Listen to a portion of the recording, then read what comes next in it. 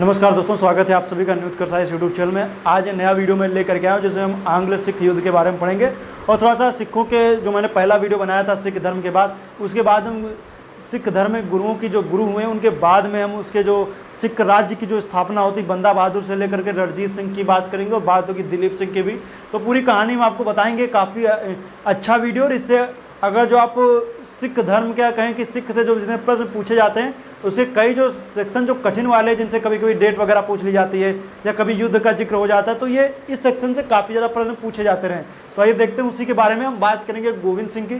गुरु गोविंद सिंह की जो बात की जाएगी तो उनके काल में आप देखेंगे कि जो अंतिम गुरु थे उनके काल में युद्ध भी हुए हैं मुगलों के साथ में। इनकी कई झड़पें हुई जिसमें आप पहला एक देखेंगे तो नादौन का युद्ध हुआ है जिसमें मुगल सेना और गोविंद सिंह के बीच में ये युद्ध होता है जिसमें गोविंद सिंह विजयी हो जाते हैं। उसके बाद में भी युद्ध होता है जिसको बोलते हैं खिदराना का युद्ध। खिदराना के युद्ध में भी गोविंद सिंह विजयी हो जाते हैं और लेकिन इसी युद्ध के बाद में आप देखेंगे तो गुरु गोविंद सिंह की जो होती है वो मृत्यु हो जाती है, लेकिन उन्हें गुरु का पद जो है उन्होंने समाप्त कर दिया था। गुरु का पद समाप्त होने के बाद में लेकिन उनका जो एक कह सकते हैं अनुयायी था जिसको बोलते हैं बंदा बहादुर, कश्मीर का रहने वाला बंदा बहादुर जिसका नाम माधव दास या लक्ष्मण सेन था, उसने अपने आप को गुरु का बंदा कहा और गुरु का बंदा कहता है। और ये क्या करता है कि गुरु गोविंद सिंह का भक्त था और एक क्या करता है कि सिख राज्य की स्थापना करता है। बंदा बहादुर सिख राज्य की स्थापना करता है। उसके बाद में आप देखेंगे तो गुरु गोविंद सिंह गुरु नानक के नाम से इन्हें सिक्के भी चलवाते हैं। जब एक राज्य की स्थापना हुई तो उसमें कुछ सिक्के वगैरह भी चलाए गए गुरु गोविंद सिंह गुरु नानक के नाम से। लेकिन आगे चल करके आप जब देखेंगे तो फर्रुख शेर के काल में गुरु जो बंदा बहादुर है इसकी हत्या कर दी जाती है और फर्रुख शेर क्या करता है इसकी हत्या करवा देता है। क्योंकि हत्या इसलिए करवा दी जाती है क्योंकि आप देखेंगे तो मुगलों के साथ में कई झड़पें इससे पहले के जो फर्रुख शेर से पहले के जो आप शासक रहे हैं बहादुर शाह हो जहांदार शाह हो, तो उसके साथ में कई झड़पें जो थी वो बंदा बहादुर के साथ हो चुकी थी। लेकिन आगे चल करके फर्रुख शेर को मरवा देता है। और इनके काल में आप देखेंगे तो बंदा बहादुर के काल में जब आप आगे चल करके देखते हैं तो इनके बंदा बहादुर की जब हत्या हो गई, हत्या के बाद में स्थिति कुछ ऐसी बनती है कि वहाँ पर सिख राज्य में जो कह सकते हैं नेतृत्व विहीन हो जाता है। तो कर्पूर सिंह के नेतृत्व में आप देखेंगे तो वहाँ पर कुछ आयोजन किया था, सबको एकत्रित करने की बात की जाती है कि जितने सिख हैं उनका एक समुदाय को एकत्रित किया जाए और उसमें बात की गई सरबत खालसा गुरुमत्ता प्रथा का प्रचलन हुआ। जब सब लोग मिल करके जब इकट्ठा होंगे तो उसको बोला गया सरबत खालसा। और जब आगे चल करके जब उसमें कोई सरबत खालसा में जब कोई निर्णय लिया जाएगा तो उसको बोला गया गुरुमत्ता प्रथा। मतलब सरबत खालसा में इकट्ठा होंगे, गुरुमत्ता में क्या होगा निर्णय लिया जाएगा। सरबत खालसा और गुरुमत्ता प्रथा का प्रचलन किया गया और कर्पूर सिंह के नेतृत्व में दल खालसा की स्थापना की गई। खालसा दल की स्थापना कर दी जाती है और यहीं पर राखी प्रथा का प्रचलन में देखने को मिलता है। अब चूंकि एक साम्राज्य जब बना है, राज्य बनाया गया है, तो उसको लिए कह सकते हैं कि उसके लिए आय के स्रोत भी होने चाहिए। उसमें क्या होना चाहिए, आपके पास इनकम के स्रोत होने चाहिए ताकि आप अपनी सेना को अपने साम्राज्य को आगे बढ़ा सकें। तो उसके लिए होता है कि आप टैक्स लगाइए, भू राजस्व करो, अन्य कोई करो। तो इसीलिए एक राखी की प्रथा शुरू की गई जिसमें प्रत्येक जो सिख थे वो क्या करते थे, वो उपज का 1/5 हिस्सा जो थे वो टैक्स के रूप में राखी प्रथा के रूप में देते थे। उपज का 1/5 हिस्सा।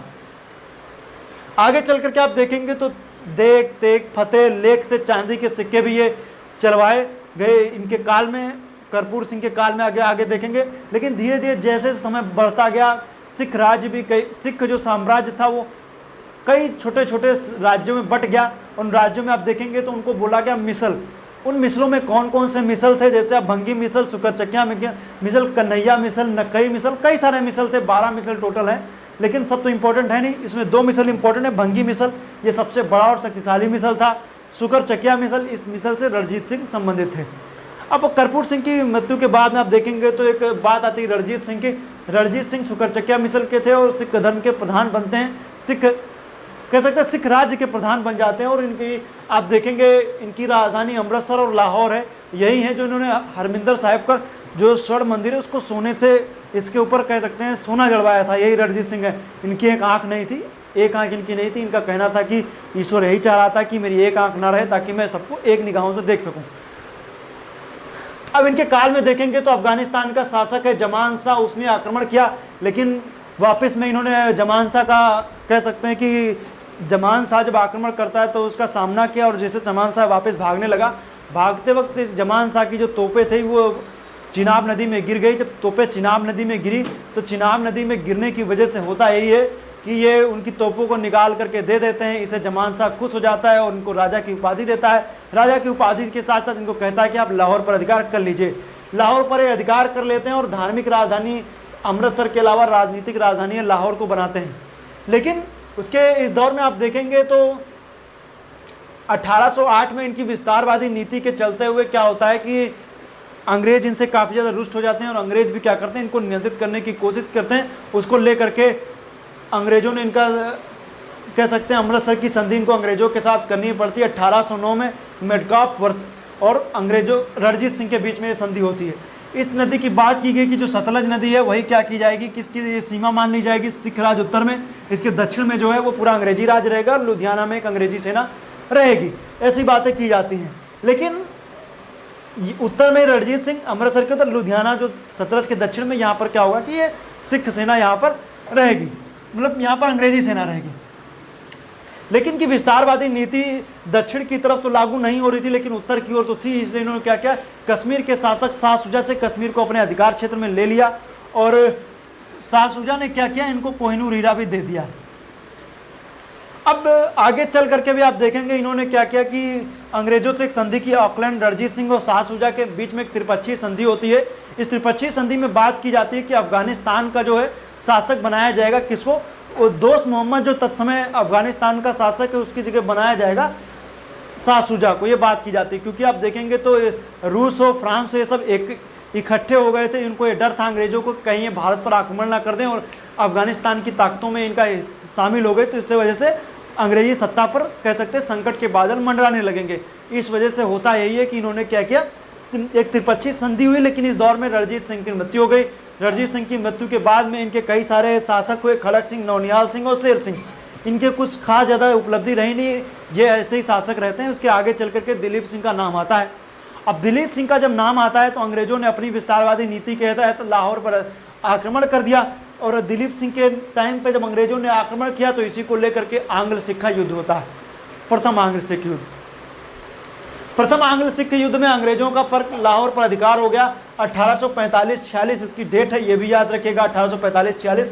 और लॉर्ड हार्डिंग एवं लॉर्ड गफ के नेतृत्व में ये युद्ध हो रहा था, जिसमें कह सकते हैं कि इस युद्ध के बाद में आप देखेंगे तो लाहौर की संधि हुई। लाहौर की संधि दिलीप सिंह और अंग्रेज के बीच में हुई। 9 मई 1846 को संधि होती है। इस संधि के बाद में जिक्र किया जाता है कि सतलज के पार के जितने भी प्रदेश हैं वो सब दिलीप सिंह छोड़ देंगे। और भी कई सारी संधियों में होती, रानी जिंदन का भी जिक्र आता है। और उसके बाद में इसमें अंग्रेजों को जो साम्राज्य था उस सिख का एक, अंग्रेजों में भी आप देखेंगे मतलब सिखों में भी साम्राज्य बट गया था। इसकी वजह से क्या हुआ कि आगे फिर एक संधि होती है, भैरववाल की संधि, जिसमें दिलीप सिंह से बात की जाती है कि आप रानी जिंदन को जितना भी उनके संरक्षिका उनकी संरक्षिका का पद समाप्त किया जाए और उनको जगह पे क्या कर दिया जाए कि उनको पेंशन पर भेज दिया जाए, पेंशन दी जाए उनको। तो जिंदन की संरक्षिका समाप्त हो गई। लेकिन आगे चल करके अंग्रेजों की लालसा और सिखों की भी लालसा को देखते हुए यहाँ पर द्वितीय आंग्ल सिख युद्ध होता है 1848 और 49 में। द्वितीय आंग्ल सिख युद्ध में दिलीप सिंह और अंग्रेजों के बीच में युद्ध होता है। लेकिन इस युद्ध में भी आप देखेंगे कई सारे छोटे छोटे युद्ध हमें देखने को मिलते हैं। उन युद्धों में देखेंगे तो कुल 3 युद्ध हुए, जिसमें एक रामनगर का युद्ध हुआ 1848, अनिर्णायक हुआ। चिलियावाला का युद्ध 1849 में, ये भी अनिर्णायक हुआ। लेकिन जब गुजरात का युद्ध 1849 में होता है, जिसे तोपों का युद्ध भी कहते हैं, इस युद्ध में होता यही है कि अंग्रेजों के सामने पूरी तरीके से सिख सेना आत्मसमर्पण कर देती है। और आत्मसमर्पण करने के बाद दिलीप सिंह को 5 लाख की वार्षिक पेंशन पर क्या कर दिया जाता है, इंग्लैंड भेज दिया जाता है। और दिलीप सिंह से क्या करते हैं कि दिलीप सिंह से ये ले लेते हैं, कोहिनूर हीरा डलहौजी ले लेता है। डलहौजी फिर वो कोहिनूर हीरा ले जा करके क्या दे देता है, महारानी को दे देता है। तो ये कहानी थी सिख धर्म की। आगे चल करके मैं और भी आगे बात करूंगा। हम आएंगे 1857 के विद्रोह के बारे में। नेक्स्ट वीडियो में बात करेंगे 1857 के विद्रोह के बारे में। काफ़ी इंपॉर्टेंट नेक्स्ट वीडियो रहने वाला है, उसको आप देखिए।